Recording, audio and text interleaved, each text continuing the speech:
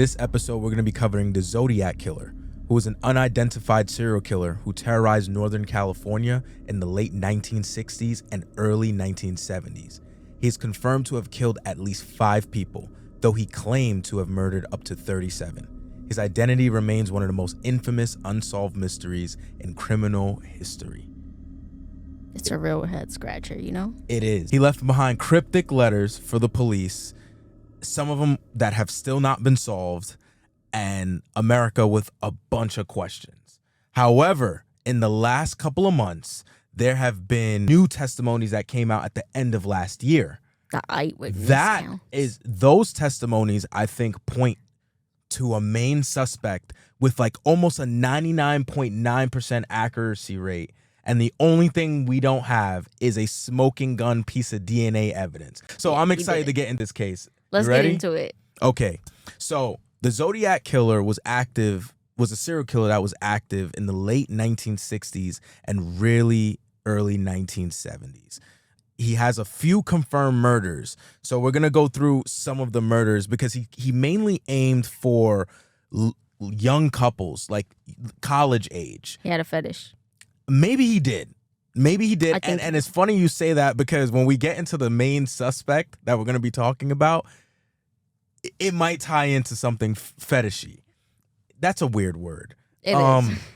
So his first confirmed victim is December 20th, 1968, Betty Lou Jensen, who was 16, and David Faraday, who was 17. They were both shot and killed while hanging out at a lover's lane. Now, at first, it just seemed like a random crime until in 1969, July 4th, 1969, Darlene Ferrin, who was 22, and Michael Majau was shot in a car in Blue Rock Springs that night. And then I believe that's when the newspapers started to receive their first ever letter from the Zodiac Killer. And that letter basically states, hey, I'm the killer, and I'm going to give you some facts that only the killer would know to prove that I'm the killer. So they knew for a fact that they were dealing with the real deal here. And that is what stirred up this. Honestly, that's what jump-started this whole whirlwind of events. Yep. Because it was the attention that he got from sending the letter, and everyone had. I think he was the first ever to do something like that. To send letters to the police after killing somebody? Probably the first where it got publicized that way. Maybe, yeah. Yeah, because apparently his letters dated back to his first ever killing that was never fully linked back to him in Riverside, California. He killed a young girl in the college, and he was never really linked back to it. But based on the letters that he sent the police. Oh yeah, because he left a letter at that one. Yeah, but we'll get into that. We'll get into that. Okay, so the next murder happened on September 27th, 1969. Brian, and I think that this one is the most chilling one. And this one, they actually reenacted it in a movie. I mean, in the movie, they reenacted almost every single one, but I think this one is the most chilling.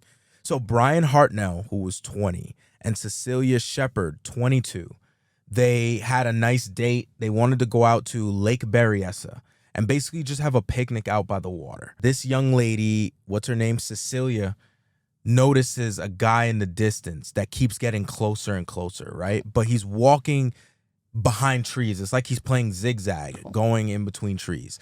And then he's hiding behind a tree, and then he comes out, and he has on a mask. Now he has on like an executioner's mask that has like a logo in the middle, and he has a gun. And she goes, oh my God, he has a gun, right? Because at first when she starts telling Brian that there's a guy, he goes, it's probably just another guy that's at the park. No biggie. But then then she said, wait, but he has on a mask. And he goes, really? And then he pops out behind the tree and he has a gun. And then she goes, oh my God, he has a gun. And he goes, what? Zodiac pulls up to them, aims the gun at them, and basically says, hey, don't move. I believe he starts to lie and said that he's an escaped convict from prison.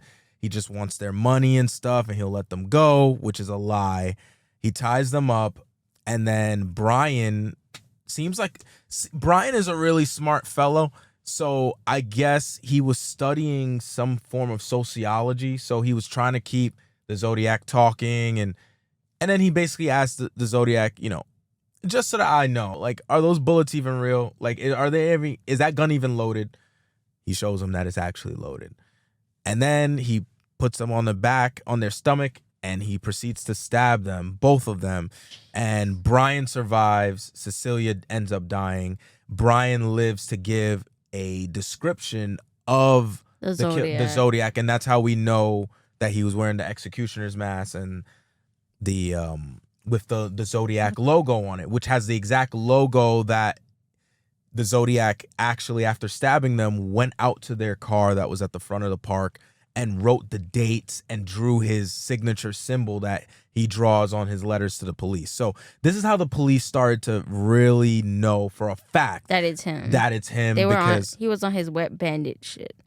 Wet bandits from Home Alone. From Home Alone, their signature when they finish robbing the house, they flood the house. Yeah. Wet bandits. Yes. Yeah. So he had his signature that he was obviously proud of. And then October 11th, 1969, Paul Stine, who was a taxi driver, he shot and killed Paul Stine in the back of the head, and then tore off a piece of his shirt and wiped the blood that was in the car with the shirt. Mm-hmm. And he took a piece of the shirt home, and then he sent out a cipher with the actual piece of the shirt to the newspaper, I think. Yes. But what's more important about that night is that is the closest that the Zodiac ever got to being caught. Oh yeah, that's true. Now we're gonna go over this before we get to the suspects and this 99.9% accuracy rate to who I personally believe, based on all these facts, it has to be him. It has to be. No discrepancies. So when he killed Paul Stine, there was two kids that saw it from upstairs in their bedroom window. Now, I don't think they saw the moment that Paul Stine got shot, but they saw him, a guy cleaning up the car and basically, like, rummaging through the guy's pockets and doing all that stuff. So they call the cops and they go, hey, there's this guy. And they asked them to describe the guy. They said it's an average looking white dude, right? Average height, kind of average build, kind of large, glasses, average white dude. The whole nine. And so that was the only description they can go based off of. The cops rush over there thinking, I don't know if they were thinking this is the Zodiac or not, but they're rushing over there. They stop a man that fits the description of what the kids in the window described. When they stop him, the description that they were going based off of, I don't know who relayed over this information, was not an average looking white dude. It was black dude.